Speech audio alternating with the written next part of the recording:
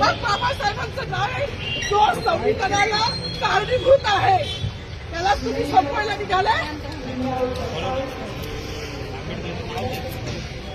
पालकमंत्र्यांची फार मोठी चूक आहे मॅडम, माफी मागणार नाही, पण पालकमंत्र्यांची उपद्रव घ्यावी.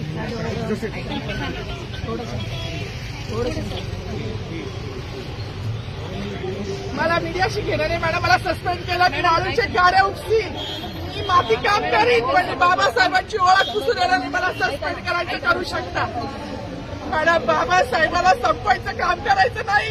26 जानेवारी 15 ऑगस्ट मध्ये मी नाही मानत, पण लोकशाही मॅडम तुम्ही सुद्धा संविधानामुळे आहात, पालकमंत्री सुद्धा पालकमंत्री संविधानामुळे आहे. कोणताही जाती भेट नाही, सगळी समानता त्यांनी दिली आहे. बाबासाहेबांचं नाव आता तरी भाषणात येईल, मग तरी भाषणात येईल.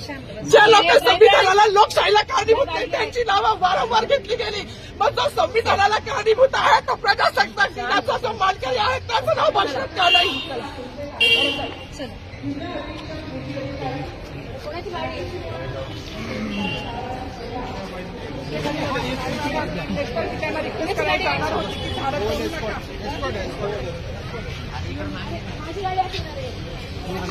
थोडी